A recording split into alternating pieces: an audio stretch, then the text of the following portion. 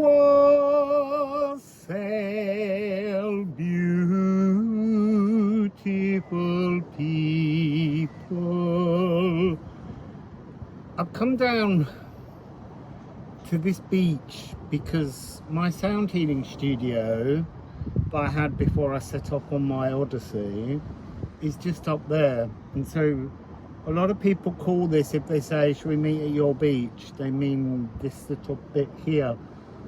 And there's a big hole where a plank's missing, and I put you here so that the wind hopefully doesn't disturb it. Whoa, it's blowing at me. So I've been doing a lot of work to do with the different stages of the magnum opus, but that's not finished yet. I'm up to number 7. But this morning, the whole subject of ego was coming through, and I'm not sure yet what I want to call this reading, but it is to do with like a misconception of our ego. So I've got here, ego death is the humbling way to lock yourself out of authenticity. Oh, I'm ever so humble I am, said Uriah Heep. But that was a darkness to hide. This is about a kind of spiritual humbling where we don't like to press in to anything. And there's something about, is ego and self-belief essential in this age, this mini age of Aries within Aquarius? Because it's not just a simple age of Aquarius that's arising. It goes through its own harmonic houses. So the reading began with the moon.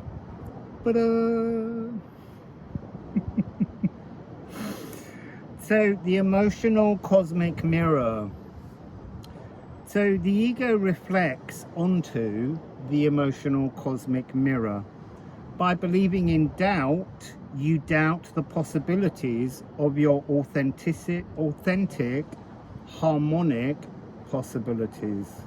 That was a really badly worded sentence. But I have to type these from audios that I do.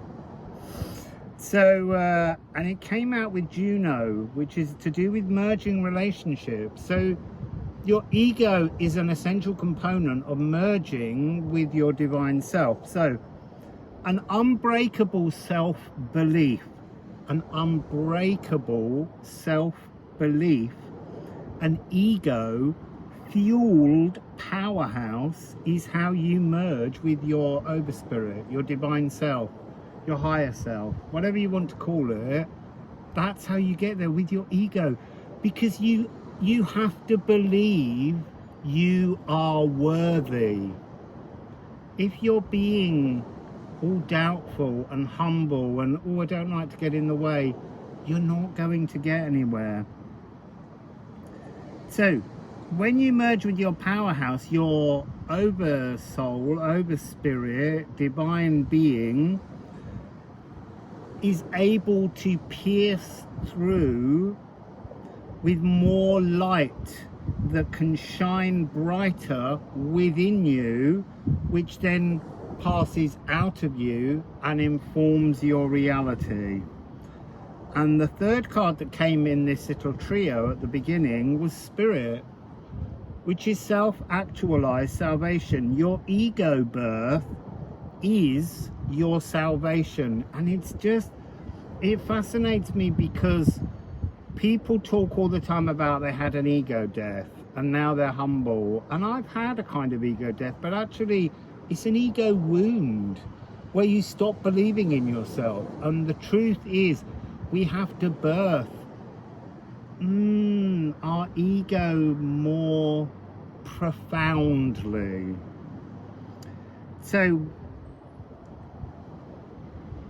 oh yeah, also this energy came through, this ego death energy, this humbling energy, this kind of tiptoeing around like some kind of forsaken monk or hermit is not the truth. What is the Hermit card showing you? True inner light. The Hermit understands. And yes, the epiphany may be you go, you grow, and then you come back down and you chop wood. That kind of phrase. But that doesn't matter. You still need your ego to reach into that cosmic mirror. So this goes hand in hand with that subject that I often talk about and everyone says is not true, but it's to do with your inner child. Your inner child infantilizes you. I'm not saying turn into a narcissistic ego. I'm saying truly believe in your magic, and that's, and you, and your power, and your authenticity, and your gifts. Believe the book of your personal grimoire, your South Node, the energy you came in with, because it's all stored within your harmonic frequency. So the ego is essential for the connection to these higher frequencies. You need to connect with them to light them up within you. And so the mirror is the emotional cosmic mirror, the emotional cosmic mirror. So our divine essence is the landscape of emotions, and they are filtered through our current philosophical outlook. So my mother always used to say, don't blow your own trumpet. That's also one of these energies of humbling yourself. Don't push yourself forwards. So if you don't blow your own trumpet, who else is going to do it? Because no one will blow your trumpet until your tune is hooky, joyful and catchy. And that's the truth. They don't want your melancholy. They're not interested. People are only interested in their own misery. That's a really interesting energy. That didn't come through in the reading earlier. So, until you cut through all the harmonic distortions that have become your tune, then others will never play your song until it's worth repeating. Next card that came out was Jupiter. Your ego has to be big. This has to be big. You have to be big. Your ego must stand tall and firm and play your signature solo song. I sing my solo song, but I sing it with a kind of melancholy rather than power. I will sing it to you, not today. It's too windy. Also, I need to modulate it. I need it to change key because I've always done it starting on a G sharp, and I'm feeling more and more that it needs to start on an F sharp currently, which is a harmonic descent.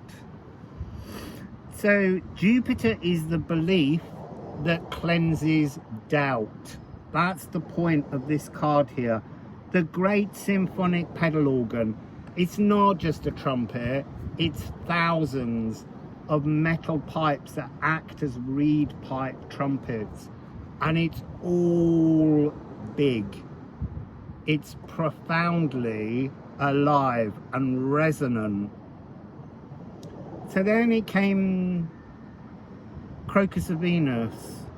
So if you want to park your palace in the real world, then your divine being must shine those intentions that you dream.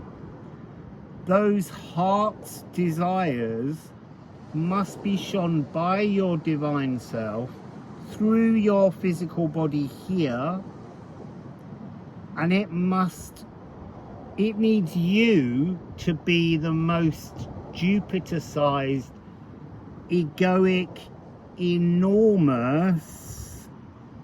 the most enormous egoic magnet. I needed to get that right because it was a really nicely worded phrase when it channeled through.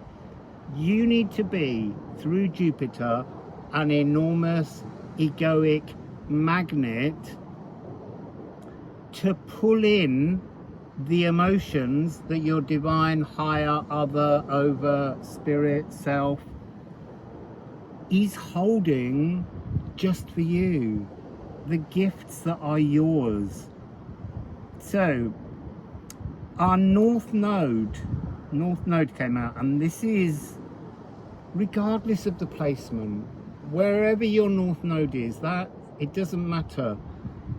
To connect with your greater emotional heartland, I'm hearing, that is everyone's destiny. And whatever the placement in your natal charts, that's just offering a color or a vibration to that pathway that you're walking. Then 2 cards came out, Moon in Libra and Moon in Aquarius. So when we make this connection, we've almost got to go emotionless. We've got to remove the old emotions so that we can be fed by this eased emotional justice of our divinity shining through us. And Moon in Aquarius is the outpouring of that love. Finding yourself from within the labyrinth, finding where you are in the labyrinth and getting out of the stagnant labyrinth. So this labyrinth kidnaps us at birth. It bruises us, it wounds us, because it's asking us to reason through the polarities, to find the divine herein. Herein is what I am hearing. We must remove emotions to remind us that our authentic feelings are written throughout our soul, throughout our harmonic frequency. Oh, there's a beautiful wasp just coming in. Hello, beautiful wasp. Wow, you were hovering so well then. So next came Egil Shamir, the Helm of Awe. You have to be your own Helm of Awe. It's not something outside us that we use to protect us. Yes, it can be. But this is that message that keeps coming through. When you call upon protection, nothing gets through the protection bubble. Whereas if you become your own Helm of Awe, if you believe you are awesome, you are self-protecting. Your own frequency is all the protection that you need. So, it's also, I need to say that protection stops progress, trust promotes growth. You being your own Helm of Awe protects you from the emotional bleeding you've experienced in the past. And then that was signaled by the cards of Leche and Swelgeness. So that pain, the endless pain, the repeating pain, the pattern of the pain, over and over and over again, because you're still attached to the past. When you can release that attachment, you make space in your heart for new treasures. And the new treasures are this divine aspect. Then came the All Rune. So the All Rune is saying when you connect with this divine aspect, you become the new dimensional warp and weft energy of love. You connect with the fullness of love, and that will allow you to filter down, or for your higher self to filter down through you, a new coding, a new physicality, all these kind of amazing healing things that we wish and dream for. They're all there. They truly are all there. And it came with Waterfall. Sorry, I need to just say with the new dimensional reality of your higher self is taking you to the divine labyrinth, and your higher self has the map, because the map is you. It's written in your codes. So Waterfall came out, which is the true mystical healing. You have to reason without emotions to achieve this. You have to trust without feeling, and that will activate the cosmic mirror. So then that filters down from your divine self as the eased emotional justice of the moon in Libra, flowing as the moon in Aquarius. So our overspirit holds the harmonic codes of the emotions, and we are trying to reason intentions behind our current emotional reality so that we might transform it. Then the card of remove came out. Go deep into the heart and sweep away all emotions to make space for bigger, better ones. That's the Lecce and Swelterness area. Remove all the emotional scarring to conjure something wonderful. And that came through with the card of Pisces, because Pisces is a cosmic conjurer. It's the final stage of the magnum opus of alchemy. It's when you achieve that true inner soul, inner stone connection. So Distill came along to talk about thoughts, because it represents thoughts. This notion of extruding the impurities of the pained emotions that we've experienced through life that created our current philosophical outlook. Also our divine current imprint. It can be better, it can transform. And it came with Elks, and the message that came through with Elks is to remember that 15 is a deeply magical number. It's a 6, and there was something that came through within this because of thoughts being 3 and 6 6, with a further 6. 3666 for me, in terms of the number and the power behind that number, is pointing to the preparation to transform primal wounds from way back. So health came out, card 61, and again with the numerology, 6 and 1 is 7, Elks 1 and 5 is 6, you get a 13. And this is relevant because 13 is the divine bridge, or the thread into the connection of the higher realms, so that you can pull more and more and more of your divine being into this physical world, to live fifth dimensionally in the 3 dimensions. And it ended with Liffruma, which is 15/8. So those last 2 cards together make a 13, and then Liffruma 58 is a 13. It's the divine connection through intention, but it's achieved through the ego. I know! Who would have suspected that? So connection to the esoteric is about being more than just human. It's about being divinely human, which was just a really wonderful, lovely message. So huge amounts of egoic self-belief will rescue you. And it's, I have to repeat this, it's not about the ego as a narcissist, because actually that's just a wounded child that has no emotional connection. This is about ego as self-belief, as worthiness, being worthy of authenticity. So anyway, that's my message. Wassail.